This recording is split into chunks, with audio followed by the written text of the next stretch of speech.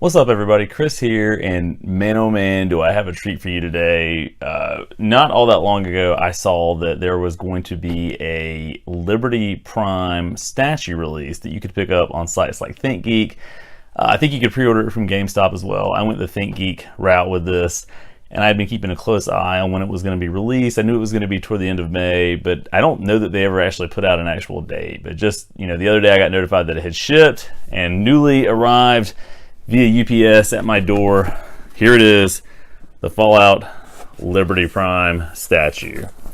The box for this is really well constructed and looks really nice. I like this angle of it a little bit better than what you get on this side, which is just sort of a profile shot that doesn't give you a ton of the detail. This is, I think, undoubtedly the most unnecessary, borderline ridiculous thing that I've purchased in a while. I mean, you could make the argument that any kind of video game, movie, whatever, purchase sort of falls into that category, because none of that stuff is really necessary, but it's fun. This is just a completely unnecessary but fun thing that I wanted to check out. I love Fallout. I've mentioned before I've played through Fallout 3, played through Fallout 4. For whatever reason, I just could not finish New Vegas. I played it for a while, enjoyed it, but just never got all the way through it. But here's this. We're going to unbox it today and take a look at it and see what it's all about. So I have my scissors here, so let's get into it and see what is going on. It's pretty straightforward, trying not to damage the box here, because I do like to keep the boxes just to have that as sort of a thing to display as kind of a keepsake. All right, so opening it up, there's a lot of styrofoam in here. So I know that this thing is about 15 inches or so in height, so it's pretty tall. So what I think I'm actually going to do is turn this upside down and see if I can do this way. See what happens with it. So let's try that. Ever so gently. That's how you have to do it. So once you get it out, wrapped nicely in styrofoam to protect it. It's got a nice thick piece of tape all the way around it. So I'm gonna go ahead and cut through that on each side and try to hold it all together here as best I can. The good news is I'm on carpet, so should it tumble, my guess is that it's going to be okay. Hopefully my dog wouldn't get to it first, but it should be okay. So I've cut the tape. I'm going to remove one side of this, and I think this may be the base. Oh my goodness, yeah, so this is the base. So when you open it up, one side has the base.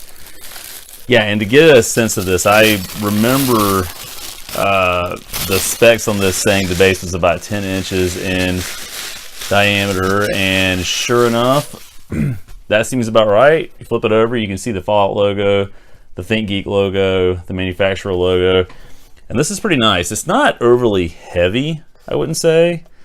It does have some kind of foam pads at the bottom, some gripping pads. One of them is pushing a little bit more than the others, but overall they all seem to be in the right spot. So this should keep it pretty steady when I put it on my desk and have it out for display.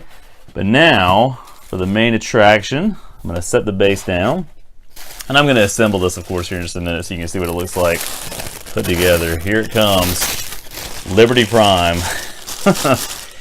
in all of its glory. So if you're not familiar with Liberty Prime in the games, he's a gigantic robot. I think he's 40 feet tall that you can control in both Fallout 3 and Fallout 4, and he spouts a lot of hilarious lines about democracy and the fall of communism and that sort of stuff. But he's just a really cool character that I think perfectly encapsulates what Fallout does well, which is sort of spoof that 50s era steampunk sort of existence, or sort of make that come to life. So here it is, Liberty Prime, and it is pretty well constructed, I gotta say. It looks like you can, I don't want to say you can pose it, because you can't really do that, and you're not supposed to be able to, but there's a little bit of flexibility here. I'm guessing just so when you stand it up, it doesn't fall over, but you can take a look at that, and I'll have a close-up shot so you can see it a little bit better here in just a second, but from the front, and then also from the back. So really, it's a high-quality plastic, and even it's got the nukes in the back, which I don't know if you can see that. I'm going to put it up as close as I can. Nice little details to it. But let's go ahead and get it assembled. Let's put it on the base and then take another look at it from there. Okay, so fully assembled, you can now see Liberty Prime in its entirety, and yeah, I would say probably about 15 inches tall. The base seems to be about 10 inches in diameter, but I'm going to get in just so you can see some of the detail on this. because it does look really, really cool. And he's got sort of his blue eye slit that's included there, and you can see the detail on the arms that they've included, and the hands, which are, you know, not posable. Again, this is a statue, so it's not supposed to be a toy. You can't really move it around at all, but you can just see the detail that's included in this. So, you know, the big question with this is, you know, is it worth the price? And again, I said this is a completely unnecessary thing, which it 100% is, and I'm actually going to turn it around so you can see from the back some of those details that I alluded to earlier, including the nukes that are included back there. So again, the question is it worth it? You know, this cost about $100 if I remember correctly. That's a lot.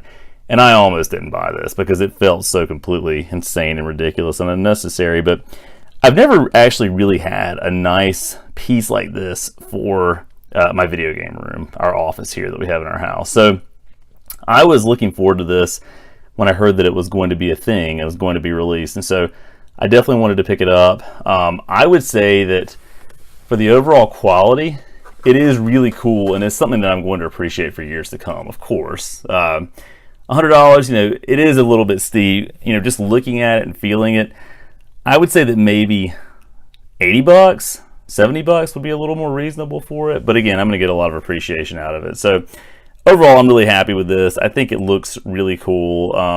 If you're thinking about picking it up, let me know what you think about it, or if you've already picked it up and you have it, let me know if you agree with my assessment of it. As always, if you have enjoyed the video, be sure to give it a thumbs up. If you like the content, be sure to subscribe, and thanks for watching.